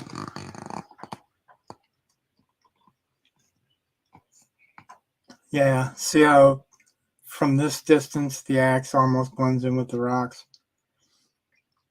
That's that is not enough contrast. But this part of the axe and this part of the axe seem to be darkened enough to stand out against the darker background and the lighter. So maybe I just have to darken this part of the blade more and just leave that one sliver lighter. I could do that.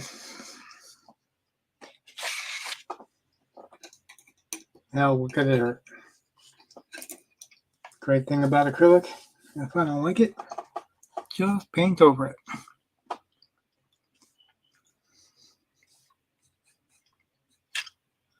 Now the trick is matching up the right amount of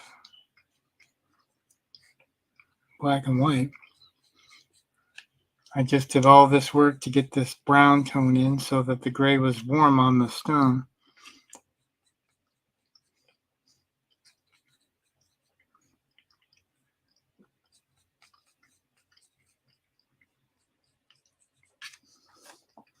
Which I've got to lighten up to make it work here. This seems to be the right value.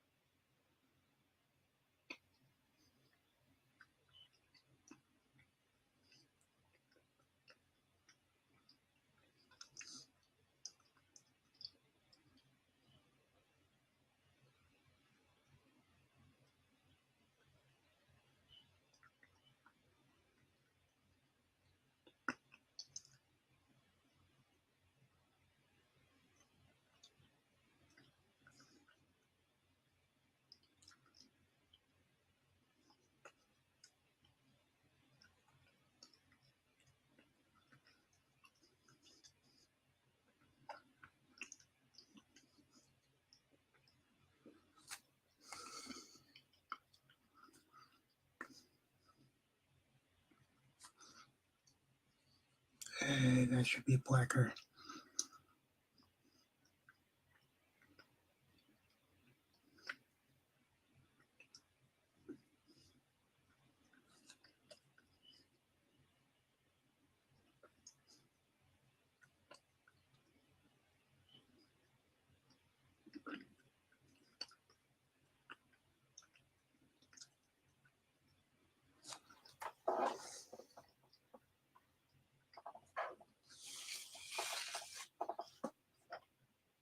Well, I guess it kind of reads better, doesn't it? And I need a finer one.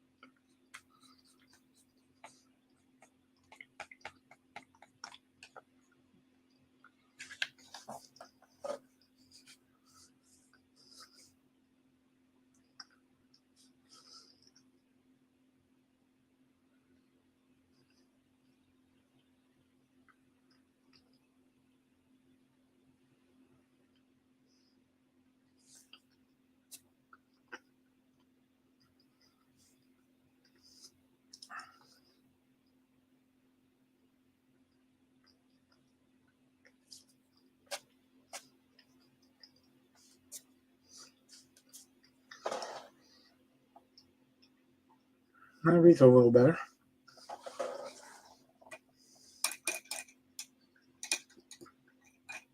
Don't want to do any cheesy glares coming off of it. Well, it separates it at least, you know. You can see there's a hook shape, you know. I don't want to get too dark in the background, but I guess there might have to be a little bit more contrast back there. Doesn't seem like it. Looks fine from here.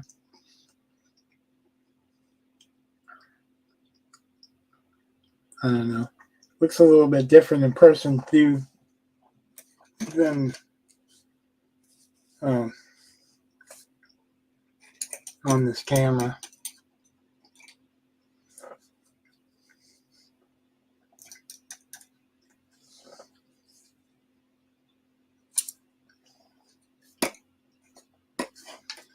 Well, at least I get unlimited time to stream now.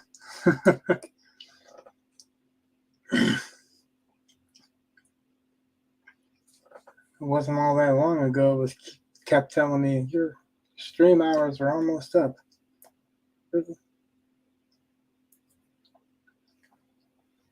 Oh, that's not cool.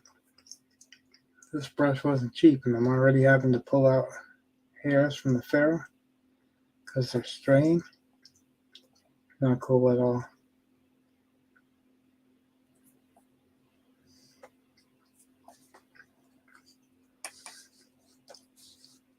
I guess I'll have to see after I wash it and it dries.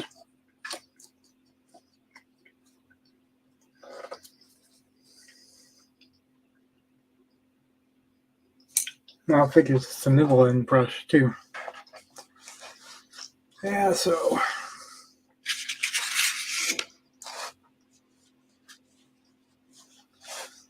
I guess that's that for today.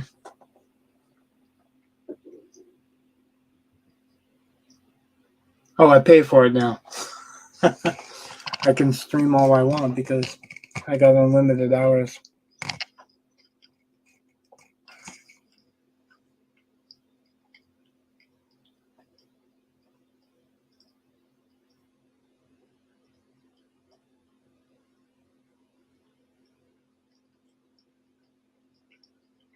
It's a weird kind of, I don't know, it's a weird kind of contrast. I think what I'm going to have to do is put a little bit more brown over the rock to get a nice light.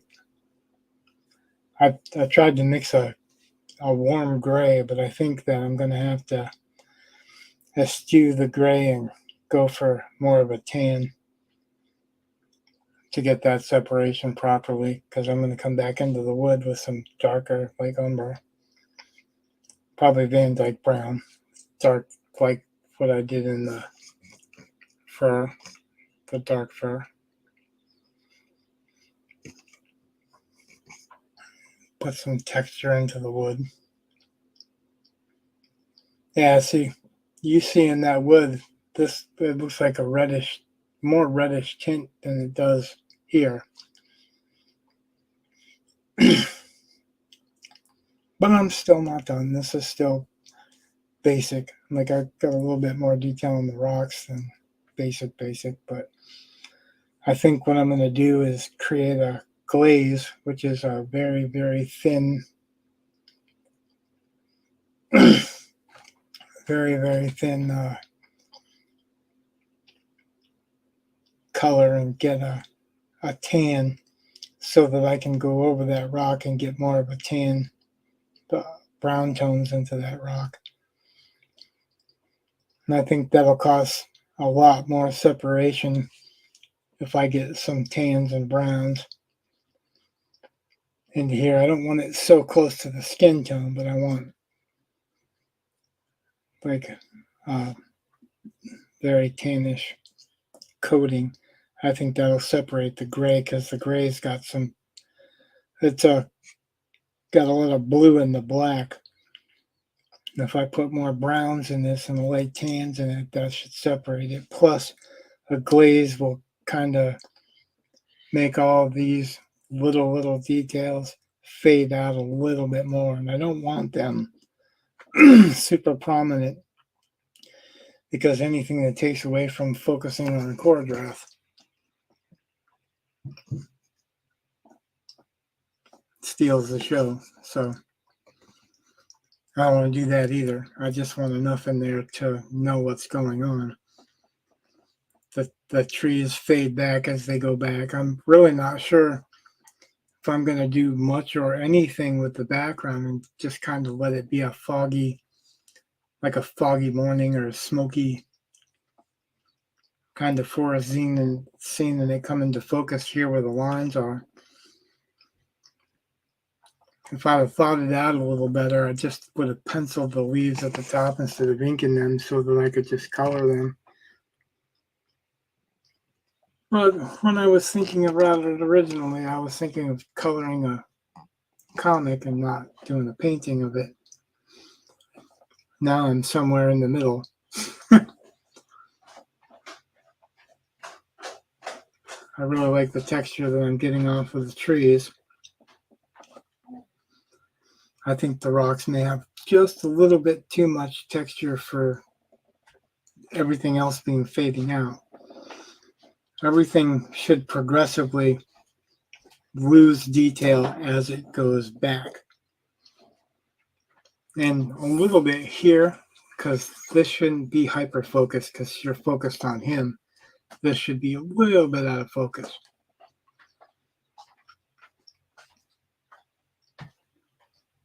This is like the fourth session, but it's actually the third time I'm picking up the paint. And I've been trying to paint it on stream so that everybody can see the process and nobody is, really thinking, oh, it's a super fast process or whatever, because it's not. In fact, the older I get, the less fast it is, but I'm getting a lot of blends and mixes and I'm enjoying myself, and that's really the key to it. In the end, I want to do different lighting patterns from where the sun's breaking through the leaves, but just enough to model stuff, not really enough to get super detailed. It's one of the things I kind of regret about this is that I just drew a background in kind of fast so that I would have him setting in place. I took my time drawing him, but I wanted to get to painting, so I just kind of blasted out trees and rocks and grass and the hand of Invader that he's turning around to get. Yeah, I'm gonna cut it short anyway. Thanks for stopping in. I'm not even cutting it short. It's almost 2 hours and 20 minutes long. So thanks for stopping in. Have a good night. Anyone that likes the video, hit like. If you haven't subscribed and you're interested, subscribe. I do all kinds of different stuff. Have a good night.